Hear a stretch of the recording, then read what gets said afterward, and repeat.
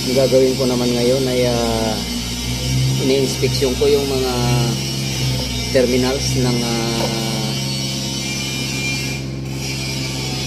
10-wheeler truck, fusible link box.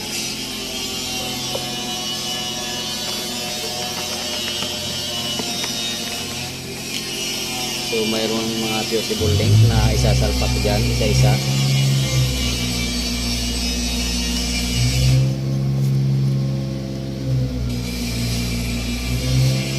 So matataas po na rating na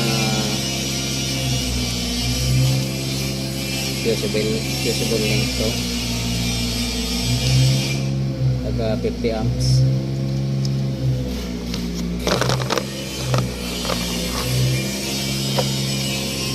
Ini-inspeksyon ko po dahil ibabalik ko ng isasalpak to dahil yung pinanggalingan nito, truck po siya na nagkaroon ng problema, so nire-repair po siya. So habang nire-repair ay tinanggal namin to dahil nakakasagabal. So ibabalik ko na siya, kaya bago ibalik ina-inspeksyon ko muna siya. Ito yung battery main switch. Walang makakarating dito hanggat hindi naka-activate to.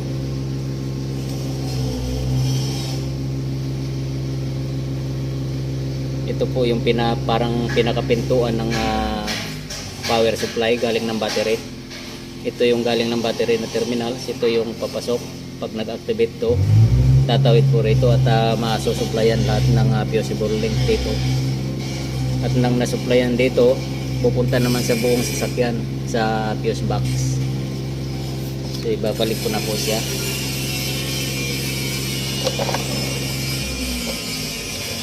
So wala naman po naging problema dito.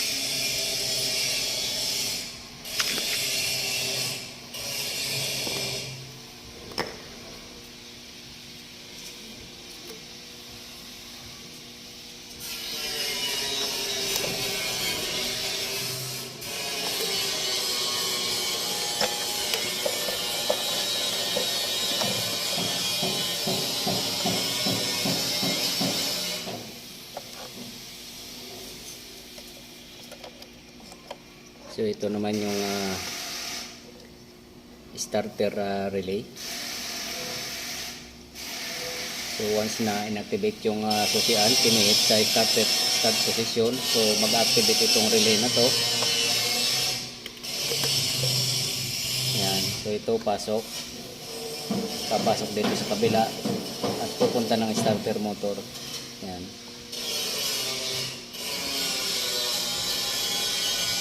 At ito na mga battery main switch ay dalawang klase ito. Ito ay electrical type. So kailangan supplyan ng kuryente bago siya mag-activate. At yung iba naman na dating pinapakita ko sa mga dump truck ay mayroong handle dito, switch na ino-on at saka ino-off. So mano-mano siya. So manual type naman yun. So ibang klase yun, walang power supply na kailangan.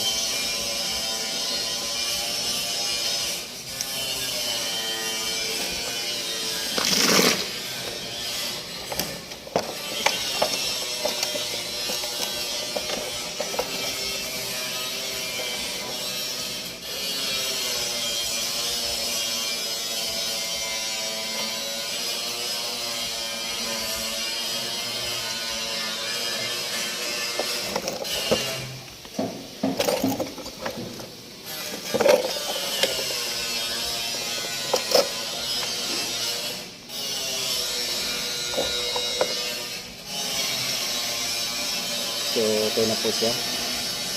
At dadaling ko naman to doon sa pagsasalpakan.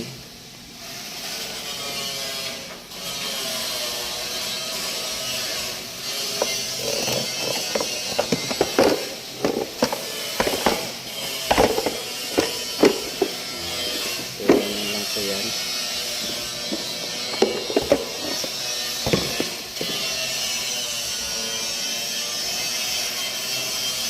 So ito na po yung pagsasalpakan. Ayan. So na-aksidente po itong forward track na to. Kaya pinagtatanggal namin yung mga ibang parts dito. Kasi nire-repair. So nasira yung chassis. Ayan.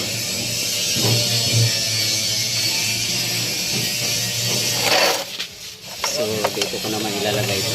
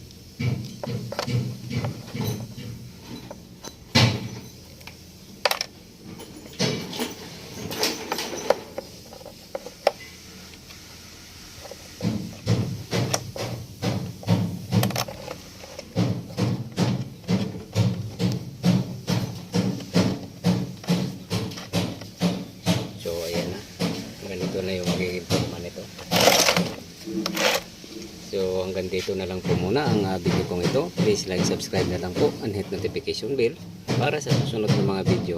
God bless us all po.